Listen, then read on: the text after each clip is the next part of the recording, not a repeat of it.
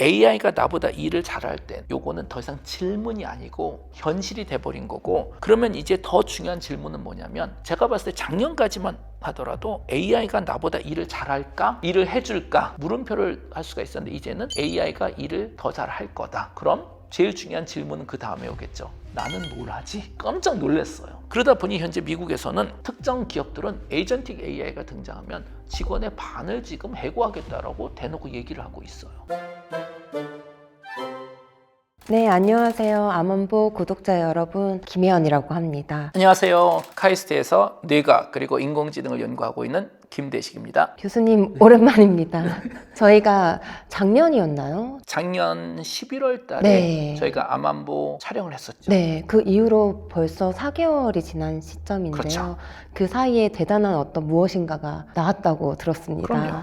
지금 여기 보시는 저희 암안보 대담의 결과물이 책으로 나왔습니다. 네, 박수. 책이 표지도 너무 예쁘고 디자인 어떤 핸드북으로서의 어떤 기능도 너무 잘 되어 있는 것 같아요. 그렇죠. 어떤 책인지 교수님이 직접 소개 조금 해주시면 좋을 것 같아요. 특히 인공지능 시대에 AI가 점점 사람보다 일을 더 잘할 텐데, 그렇기 때문에 제목이 AI가 나보다 일을 더 잘할 때 우리는 뭘 해야 될까라는 내용을 가지고 대화를 나눴었는데, 그게 이렇게 책으로 다 나오니까 뿌듯하네요, 뭔가. 특히나 이 책을 보면 좋을 어떤 독자들은 어떤 분들이라고 생각하세요? 뭐 남녀노소, 어린이, 할머니, 할아버지 다 보시면 좋을 것 같고, 그 중에서도 특히 제가 봤을 때는 아무래도 지금 막 사회 진출하고 있는 젊은 친구들, 그리고 많은 부모님들이 걱정이 많으세요. 우리 아이들 지금 이 친구들은 이제 계속 학교를 가고 졸업을 하고 노동시장으로 가야 될 텐데, 그런 시대를 위해서 뭘 준비를 해야 될까? 그리고 분명히 이제는 인공지능이 현실이 됐고, 인공지능이 점점 인간의 하는 일을 대체하고 있는데, 그렇다면 우리 인간은 뭘 해야 될까라는, 어떻게 보면 사실 모든 사람들을 위한 책이지만 특히 그 중에서도 20대 이제 막 일을 시작하는, 그리고 어린 자녀분들을 주는 부모님들이 좀 읽으시면 좋지 않을까 싶습니다. 작년 11월만 해도 그 젠슨 황이 어떤 AI의 개발 어떤 변천에 대한 이야기를 하면서 인식형 AI, 생성형 AI, 그리고 에이전트 AI, 그다음 피지컬 AI 이 얘기를 구조를 잡았던 시기였기도 했는데요. 불과 그 2달 이후에 CES에서 또 피지컬 AI가 화두로 떠오르면서 어떻게 보면은 에이전틱 AI와 피지컬 AI 순서가 어떻게 보면 뒤바뀌었다 또는 중복으로 함께 가고 있다라고 볼 수 있을 것 같아요. 이런 식으로 어떤 AI의 발전 현황과 또 저희가 상용화되고 있는 시점에 대해서는 어떻게 생각하고 계신지 궁금합니다. 뒤집혀진 것 같지는 않고요.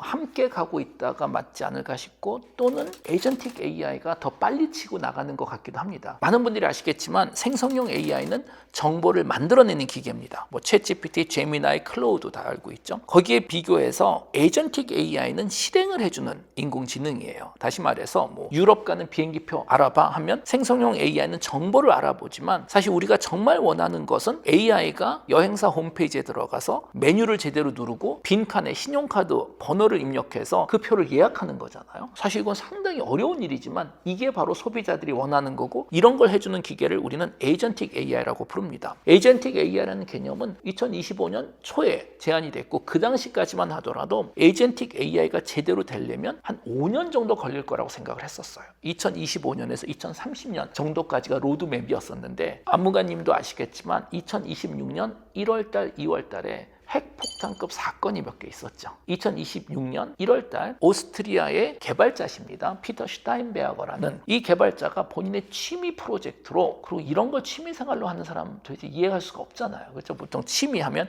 음악과 독서 같은 걸 우리가 얘기하는데, 이분은 앉아서 오픈클로우라는 새로운 에이전트를 개발하신 거예요. 그런데 이 에이전트는 좀 특별합니다. 우리가 에이전틱 AI는 실행을 하는 기계죠. 예를 들어서 오케스트라에서 피아노를 실행하는 에이전트가 있다고 칩시다. 그리고 바이올린을 실행하는 에이전트가 있다고 치면, 그런데 오케스트라에는 반드시 있어야 될 존재가 또 하나 있죠. 지휘자가 반드시 있어야 됩니다. 왜냐? 여러 악기들이 독립적으로 실행되면 안 맞잖아요. 아름다운 음악이 나올 수가 없겠죠. 오픈클로우는 지휘자 에이전트라고 생각하시면 됩니다. 수십 개의 에이전트들을 지휘를 하는 거예요. 예를 들어서 현실적인 예제를 한번 들어볼까요? 우리가 아까 뭐 여행사 실행해주는 AI를 얘기했는데, 만약에 유럽을 가야 된다. 그러면 예약해야 될 게 많잖아요. 에이전트가 비행기표를 예약해요. 에이전트가 기차표, 레스토랑, 호텔 다 좋습니다. 그런데 문제는 이 에이전트들이 독립적으로 돌면 꼬일 수가 있어요. 그러니까 이런 거죠. 로마에 있는 아주 멋진 레스토랑 저녁 6시로 예약을 했어요. 그런데 비행기 도착 시간이 저녁 8시예요. 그럼 이거 말이 안 되는 거잖아요. 다시 말해서 복잡한 문제를 풀기 위해서는 에이전트들끼리 서로 소통을 하고 네가 먼저 이거 하고 나는 다음이고 그 다음에 레스토랑이 15시간 비행기 타고 한국에서 왔는데 짐 두고 너무 먼 곳도 안 되잖아요. 가능하면 호텔 근처에 되고 이런 추가적인 추론을 스스로 하고 조절을 해야 되는 능력을 오픈클로우가 가진 거예요. 이건 사실 대단한 겁니다. 덕분에 오픈클로우가 처음 등장하고 나서 순식간에 오픈소스 역사상 가장 많이 다운로드된 프로그램 난리가 났었어요. 이게 된다라는 걸 사람들이 느꼈죠. 단 뭐 여러분들 아마 언론을 통해서도 이미 많이 보셨겠지만 이 오픈클로우는 개인이 혼자 취미로 만든 거기 때문에 보안 문제가 진짜 많습니다. 뻥뻥 뚫려 있고 어느 보안 업체에서 한번 보니까 보안 문제가 수천 개 있다라는 거. 여기 뚫리고 저기 뚫리고 악용될 가능성이 정말 많아서 아직까지는 여러분들이 이걸 메인으로 쓰시는 컴퓨터에는 설치하시면 사실 안 됩니다. 단 여러분들이 그래도 나는 오픈클로우가 뭔지 너무 궁금하고 한번 좀 해보고 싶다 하면 두 가지 방법이 있긴 있습니다. 우선 첫 번째는 애플 스토어에 가셔가지고 맥 미니 하나 사세요. 그리고 여기에 LLM 하나 로컬로 설치하시고 오픈클로우 설치하신 다음에 인터넷 다 끊어놓고 로컬로 돌리시는 방법이 있습니다. 두 번째는 저는 그렇게 하지 않고 애플 스토어 가는 게 귀찮아서 클라우드 서비스에 가상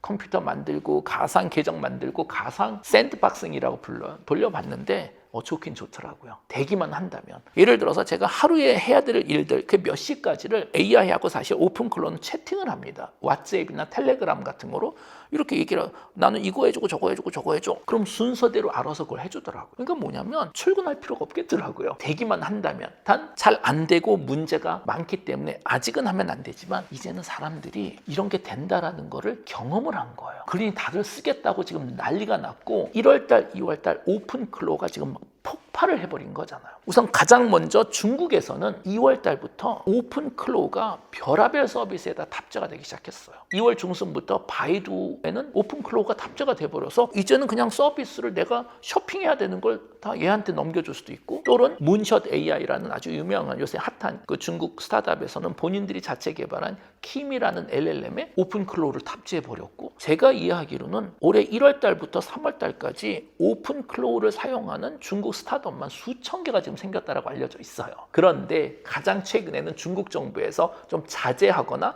이걸 금지시키겠다는 얘기를 하고 있습니다. 지난주에 뉴스 올라왔던 네, 걸로 봤는데 진짜 위험해요. 가장 유명한 예제가 뭐냐면 이것도 되게 아이러니한 게 페이스북 메타에서 AI 보안 연구를 하는 담당자 여자분이시더라고요. 중국 출신 여자분인데 이분 스토리가 인터넷에서 막 인기였었어요. 그게 뭐냐면 이분이 원했던 건 그거예요. 우리 예를 들어서 뭐 Gmail 같은 경우에 정말 이메일이 많잖아요.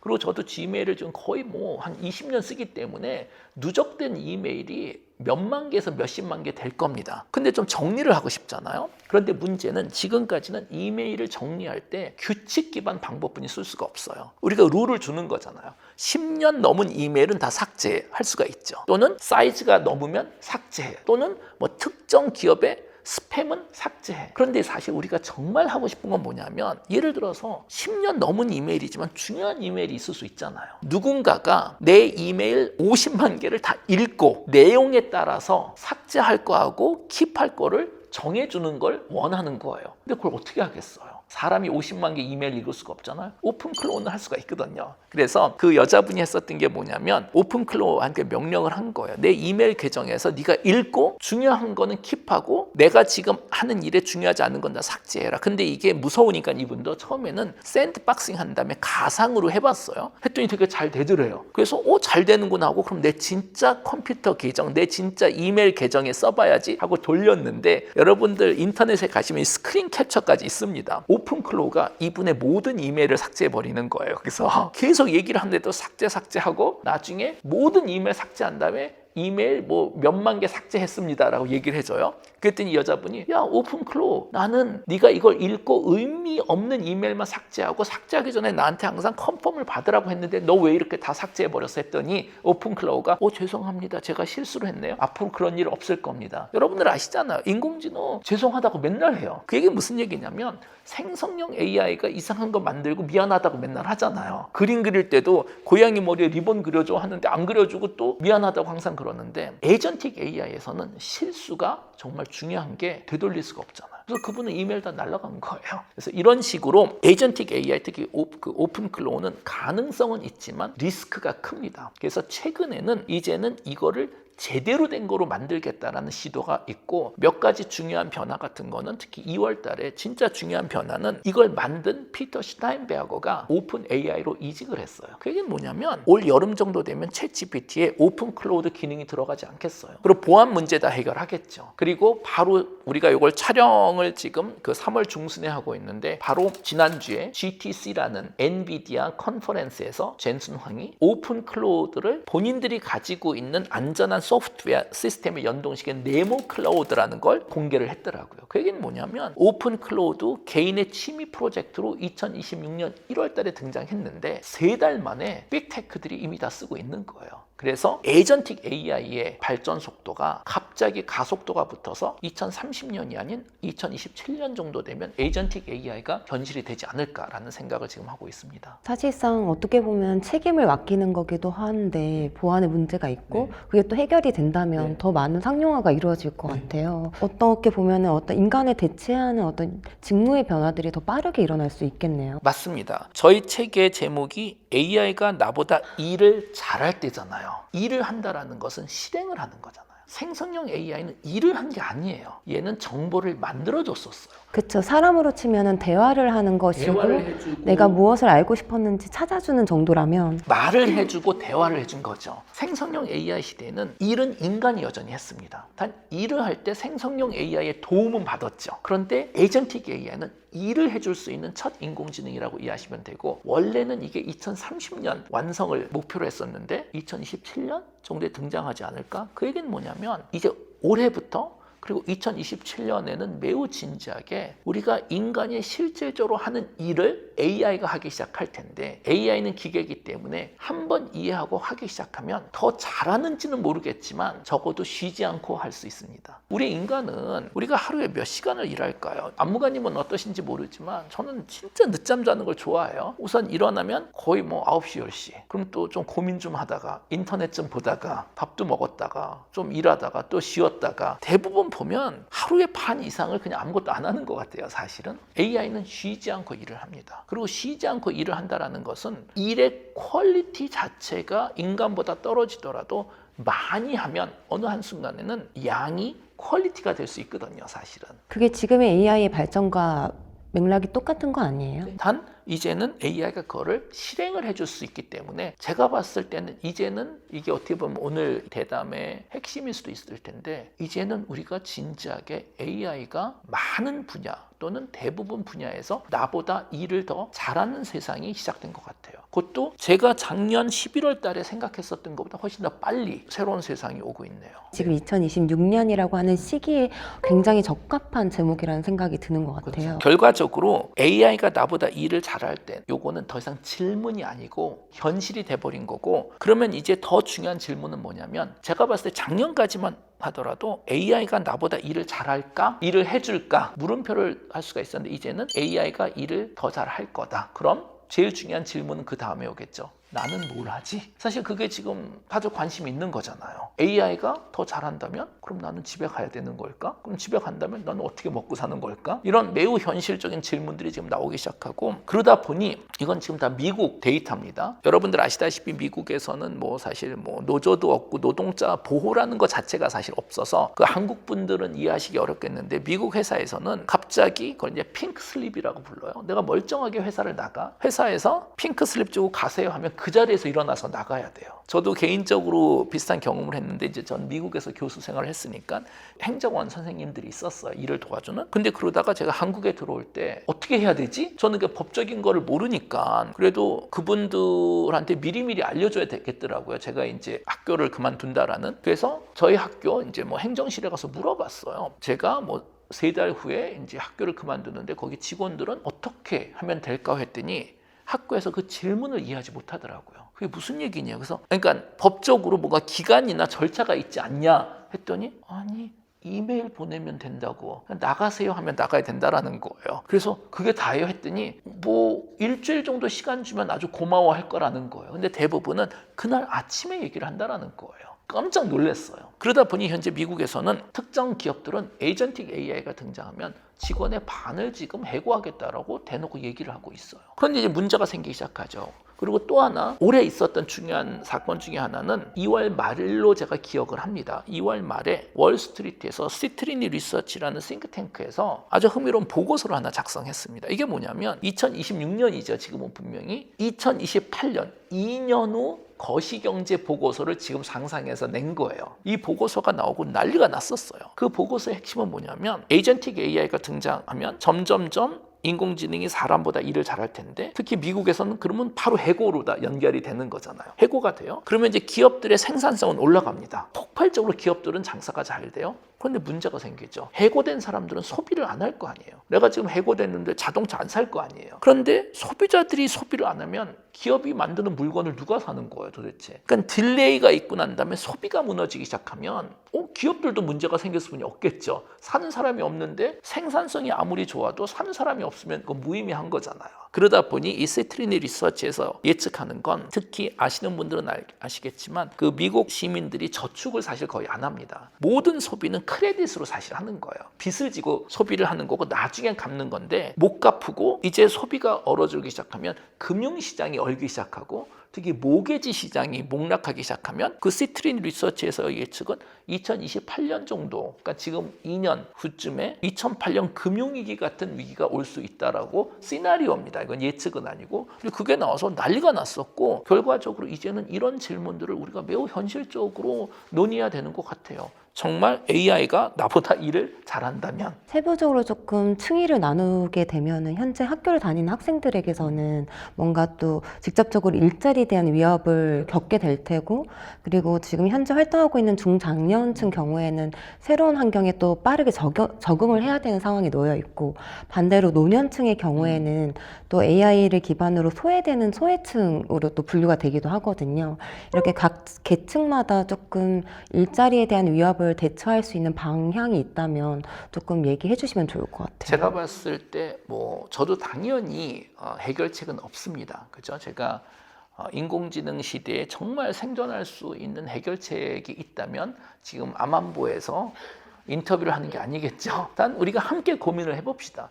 이 문제는 분명히 있습니다. 그리고 저는 이 문제를 인공지능 시대에 우리가 어떻게 살아야 되나 사실 이거는 너무 큰 질문이에요. 이건 마치 어떻게 하면 인생에서 행복하게 살 수 있을까? 너무 큰 질문이기 때문에 명제로는 하나의 생각으로는 대답하기가 살짝 어렵습니다. 그래서 좀 쪼개서 우리가 보는 게 좋지 않을까 싶어요. 우선 가장 먼저 코앞에 닥친 문제를 봅시다. 모든 잡에 대해서 얘기는 할 수가 없지만 그냥 제가 이해하는 몇 가지 잡. AI가 지금 이미 사람보다 일을 잘하는 한 분야 3가지만 놓고 얘기를 할까요? 첫 번째, 코딩. 물론 천재적인 개발자들이 있으세요. 훨씬 코딩 잘하긴 합니다. 단 중간 정도 수준의 코딩은 바이브 코딩이라고 부르죠. AI는 쉬지 않고 코딩을 할 수가 있잖아요. 빨라요. 많이 코딩을 해요. 바이브 코딩이라는 거는 원래 2025년 초기에 시작을 했었는데 작년까지만 해도 그렇게 안 좋았어요. 단 여러분들이 조심하셔야 되는 건 인공지능에서는 기술 발전 속도가 지금 너무 빠르기 때문에 3개월 후에는 오늘 우리가 이야기한 것도 무의미할 수가 있어요. 근데 이게 최선인 거죠. 미래에 어떤 일이 벌어질지 우리가 모르기 때문에 특히 바이브 코딩 같은 경우엔 제 지인들도 그러더라고요. 제가 바이브 코딩 하세요 그러면 해봤는데 별로더래요. 그래서 언제 해봤어요? 했더니 작년에 해봤대요. 아무 의미가 없습니다. 오늘 이 순간 여러분들이 이 유튜브 다 보시고 난 다음에는 다른 유튜브 보지 마세요. 어차피 암안보 외에는 볼 거 없습니다. 유튜브에는 끄고 딱 3시간만 투자하셔가지고 바이브 코딩을 배우세요. 러버블 같은 거 키실 수도 있고 그냥 클로우드 코드 하실 수도 있고 별의별 도구들이 지금 다 있기 때문에 내가 글로 입력해서 나만의 앱을 만들 수 있는 게 얼마나 쉬운지를 우선 본인이 보시는 게 좋습니다. 근데 그러다 보니까 이제 문제가 생긴 게 제가 다양한 그 기업 대표님들하고 얘기를 해보니까 한 기업에서 비개발자들이 바이브 코딩으로 개발을 하기 시작했는데 개발자들보다 잘하더라는 거예요. 그럼 이제 개발자들은 문제가 있죠. 그리고 대부분 개발자들은 이제 바이브 코딩을 거부하시는 분들이 사실 많습니다. 그런데 우리 알잖아요. 판도라의 상자가 열려버렸기 때문에 피해가고 거부하는 건 어차피 의미가 없습니다. 그러면 바이브 코딩 시대에 개발자가 지금 할 수 있는 최고의 스탠스는 누구보다 바이브 코딩을 잘 활용해서, 그리고 본인에게는 도메인 지식이 분명히 있어요. 우리 알잖아요. AI로 콘텐츠를 만들 때 제가 만드는 영화보다 제대로 된 스토리텔링을 배운 감독님이 AI를 썼을 때 훨씬 더 좋은 퀄리티가 나옵니다. 단 감독님이 AI가 싫어서 그 도구를 안 쓰면 저 같은 사람이 만든 이상한 콘텐츠가 확장이 되기 시작하겠죠. 바이브 코딩도 비슷한 것 같아요. 진짜 개발자들이 바이브 코딩을 안 쓰고 외면하면 비개발자들이 거기에다 들어가 버릴 거고 퀄리티는 떨어질 수가 있습니다. 그래서 바이브 코딩 이 분야에서는 무조건 먼저 쓰는 게 맞는 것 같아요. 두 번째, 이거는 가장 최신 일이죠. 오늘 그 촬영 일자에서 지난주에 구글에서 스티치라는 것을 공개를 했어요. 이게 뭐냐면 한번 쳐보세요. 구글 스티치 들어가시면 거의 뭐 제미나이랑 비슷하게 생겼습니다. 글로 입력을 하시면 디자인을 얘가 해줍니다. 나는 앱을 개발하거나 웹페이지를 만들고 싶어요. 선택을 하는 거예요. 앱, 웹. 앱이라고 쳐요. 이런 거 나는 뭐 버튼 누르면 어쩌고 저쩌고, 이걸 말로 설명하면 거의 실시간으로 앱을 하나 만들어줘요. 디자인을 만들어줍니다. 그 디자인들은 버튼 같은 게 있을 때는 눌러도 아무 일도 안 벌어져요. 이건 디자인이니까. 그런데 이제 디자인이 완성되고 색깔도 바꾸고 형태를 다 바꿔요. 이걸 내가 말로 표현할 수 있는 거예요. 바이브 디자인이라고 이제 얘기를 합니다. 그럼 그게 완성이 되면 그거를 카피해요. 그 다음에 바이브 코딩에 집어넣은 다음에 나 이런 디자인 템플릿이 있는데 이런 버튼 누르면 카카오톡에 가, 이거 누르면 어디에 가, 그거를 얘기하잖아요. 바이브 코딩으로 그럼 자바스크립트가 만들어지는 거예요. 그럼 이 파이프라인 전체가 내가 아이디어를 생각해내서 디자인 완성, 코딩 30분, 1시간이면 앱을 개발을 할 수 있는 거예요. 이건 충격적인 일 아니에요? 불과 뭐 한 달 전에만 할 때도 바이오 코딩을 하고 그 다음에 디자인을 또 입히는 작업을 하기 위해서 엄청 많은 반복을 했었어야 됐는데 지금은 또 바이브 디자인이 만들어졌기 때문에 어떻게 보면은 두 개를 동시에 붙였을 경우에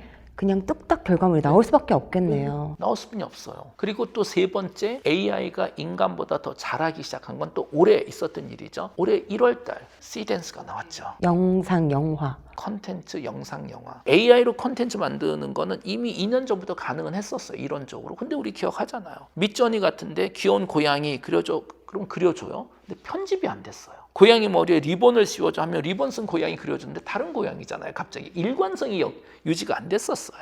영상은 더 심합니다. 그럼 이거 갖고 돈 벌 수 없어요. AI로 영화를 만들었는데 주인공 얼굴이 5초에 한 번씩 변하면 이거 말도 안 되잖아요. 그런데 수학적으로 AI, 특히 트랜스포머가 만들어낸 결과물에 그 결과의 일관성을 유지하는 건 생각보다 훨씬 어려운 문제입니다. 그런데 이 문제들은 수학적으로 작년에 대부분 해결이 됐고 구글 오픈 AI에서 뭐 BO3, 소라2 같은 걸 다 공개를 했었죠. 그런데 여전히 조금 이상했었어요. 그런데 올해 1월 달 갑자기 중국에서 틱톡을 개발한 바이댄스에서 시댄스 2.0이라는 걸 공개했는데 난리가 난 거잖아요. 프롬프로 영상이 만들어지는데 그 퀄리티가 기존 헐리우드 영화 퀄리티랑 거의 비슷한 거예요. 그런데 기존 헐리우드 영화들 보면 영화 한 편 만드는데 1,000억, 2,000억, 3,000억이 들잖아요. 근데 이런 식으로 만들면 10만 원, 20만 원, 30만 원, 100만 원, 200만 원, 아무리 돈을 많이 들어도 몇 천만 원, 아니 진짜 막 토큰을 끝없이 써도 몇 억, 1000분의 1인 거예요. 그러면 거의 퀄리티가 비슷한데 가격 차이가 1000분의 1이면 이걸 안 쓸 수가 없습니다, 사실은. 그래서 지금은 미래 영화는 스튜디오가 아닌 서버에서 만들 거라고 생각을 하고 지금까지의 헐리우드 비즈니스 모델은 이제 무너지지 않을까. 이렇게 가장 최근에는 영상, 코딩, 그리고 디자인 이 세 분야에서는 이미 AI가 인간보다 일을 더 확실히 잘하기 시작한 것 같아요. 코딩, 이미지, 영상 이렇게 보면 되겠네요. 근데 지금은 분류로 치는 건데 직종으로 하게 되면 정말 많은 직업군이 사실은 다 포함되어 있잖아요. 이루 말할 수 없는 어떤 대체가 생길 수밖에 없을 것 같은데요. 그래서 이제는 좀 더 근본적인 우리가 토론을 해야 되는데요. 어쩌면 우리가 좀 불편한 진실을 받아들여야 될 수도 있을 것 같아요. 저희가 당연히 긍정적인 미래를 그리고 그럴 때는 사람이 적응을 하고 AI를 도구로 삼고 다 맞는 말입니다. 그런데 중요한 건 이거죠. 인공지능이 AI보다 일을 더 잘하는 시대에 모든 사람들이 본인의 능력만으로 생활하는 데 필요한 소득을 다 얻을 수 있을까? 그게 우리가 원하는 거잖아요, 사실은. 근데 경제학자들이 얘기하는 거는 모두가 본인의 노동만으로 충분한 소득을 얻는 건 어려울 수 있다는 거예요. 한 20-30% 정도는 어려울 거라고 저는 생각하고 있습니다. 그 얘기는 무슨 얘기냐면 지금까지의 소득은 우리가 노동, 일을 해야지 소득을 얻을 수 있는 거잖아요. 그런데 사회에서 20-30% 정도는 노동만으로는 소득을 얻을 수가 없다.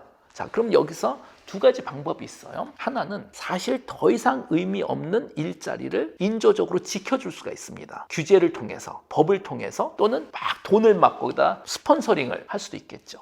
저는 개인적으로 반대하는 방법입니다. 왜냐?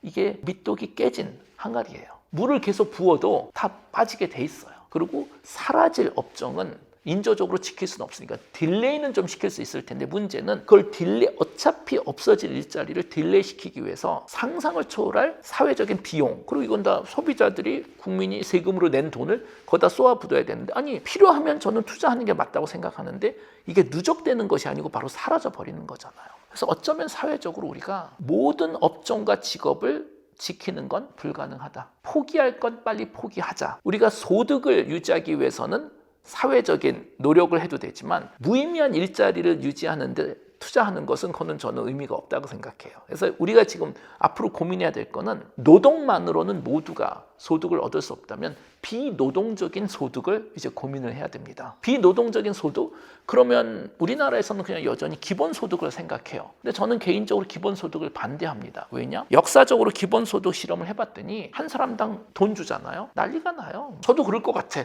공짜 돈은 우리가 공짜 돈 막 쓰잖아요. 그런데 다른 방법들도 있습니다. 스칸디나비아 경제학자들은 UBS를 주자 그래요. 우리가 기본소득을 UBI라고 그러잖아요. Universal Basic Income. 다른 것도 가능합니다. UBS, Universal Basic Service. 기본 서비스를 국가에서 제공하자라는 거예요. 의식주, 빵은 싸놓고 누구나 가져가게 하고 한 사람당 성인이 되면 OTT 2개 구독 국가에서 AI, LLM 하나 구독. 아부다비는 이미 모든 시민들에게 챗GPT, 제미나이 본인이 선택해서 구독해 주잖아요. 이런 식으로 현대사회에서 필요한 기본 서비스를 나라에서 최대한 많이 커버해 주면 한 사람이 벌어야 될 액수가 줄어들 거 아니에요. 그러니까 지금은 예를 들어서 뭐 특히 서울같이 비싼 도시에서는 막 한 달에 200, 300, 400만 원 벌어도 맨날 부족하잖아요, 돈이. 그런데 내 노동력으로는 내가 300, 400만 원을 벌 수 없는데 국가에서 기본 서비스를 해주면 나는 100만 원만 벌면 되는 거거든요. 이렇게 되면. 그런 방법도 있습니다. 미국 경제학자들은 UBE를 주자고 해요. Universal Basic Equity. 시민이 18살이 되면 국가에서 무료로 주식을 주자라는 거예요. 그럼 그 주식을 가지고 본인이 돌리면 된다라는 건데 그건 문제가 있죠. 망할 거거든요. 대부분 지식이 없기 때문에. 샘 얼트만이 주장하는 건 UBC를 주자고 합니다. Universal Basic Compute. 이게 뭐냐면 국민이 18살 되면 국가에서 한 사람당 GPU 소유권을 주자라는 거예요. 데이터 센터 안에 있는. 다시 말해서 18살 성인이 되면 국가에서 토큰을 몇 개 주자라는 거예요. 그러면 여러분들 아시잖아요. AI를 쓸 때 프롬프트 하면 우리가 토큰을 쓰는 거고 토큰 진짜 빨리 씁니다. 그림 만들고 그러면 좀 몇 번 고치면 한 사람이 한 달에 쓸 수 있는 토큰을 몇 개씩 주자라는 거야. 토큰 10,000개. 그리고 이거는 가상의 단위이기 때문에 인플레이션이 안 생깁니다. 사실 이런 거는. 그러면 그 토큰 가지고 내가 고양이를 그려도 되고 친구들하고 그 합친 토큰 개수로 스타트업을 차려도 되고 또는 내 토큰이 남아 돌아가면 나는 이것을 당근마켓에 올려서 음식 쿠폰하고 바꾸면 된다라는 거예요. 제일 설득력 있고 현실성 있는 제안인 것 같기도 한데요. 한편으로는. 젠슨 황도 제일 좋아합니다. 그냥 GPU 많이 있어야 되니까 모든 국민들한테 토큰을 나눠주려면 제 개인적인 생각은 이 4-5개가 아마 다 믹스처로 합쳐서 사용되지 않을까는 싶어요. 그런데 모든 경제학자들이 이제는 다들 합의를 하는 건 뭐냐면 인공지능 시대에는 모든 사람이 본인의 노동력만으로 충분한 소득을 확보하는 건 어려울 거다. 본인의 노동력으로 엄청난 소득을 얻는 사람들도 당연히 있겠지만 우리는 모두를 데려가고 싶은 거잖아요. 현대 사회에서 우리가 원하는 건 라이언 일병 구하기예요. 부상자를 두지 않겠다. 끝까지 데려가자. 그리고 실질적으로도 그걸 도덕적으로 동의하지 않더라도 역사적으로 한 사회에서 실업률이 30% 되잖아요. 폭동과 혁명이 일어나요. 그러니까 미국에 있는 빅테크들 샘 얼트만이나 이런 분들이 자꾸만 기본소득, 기본 계산량을 얘기하는 게 모르겠어요. 도덕적인 이유도 있을 수도 있지만 본인들을 위해서라도 그런 걸 하지 않으면 비노동적인 소득을 주지 않으면 그냥 폭동과 혁명이 일어나기 때문에 본인들이 아무리 돈이 많아도 큰 의미가 없다라는 거예요. 그래서 결과적으로는 앞으로 우리가 정말 고민해야 될 거는 2가지인 것 같아요. 첫 번째, 비노동적인 소득을 어떻게 만들어줘야 된다. 근데 어떻게 보면 더 중요한 건 그럼 우리 인간은 여유 시간이 늘어나거든요. 인공지능 시대에 인간은 이 늘어난 여유 시간에 뭘 해야 될까? 그 늘어난 여유 시간에 OTT 더 본다. 그 모르겠어요. 제가 여기서 또 어떻게 보면 너무 올드한 생각을 가지고 있는지 모르겠지만 그거는 좀 안 좋아 보여요. 그냥 저한테는. 인간 고유의 가치 중에서 몸과 사고 두 개를 분류하자면 어떤 게 조금 더 주요한 가치로 남을 것 같으세요? 저는 둘 다 비슷하게 중요할 것 같아요. 지금까지 특히 서양 문명에서는 정신이 항상 몸을 지배한다라는 생각을 항상 가지고 있었어요, 사실은. 그런데 동등해지지 않을까 싶어요. 그게 맞는 것 같기도 하고.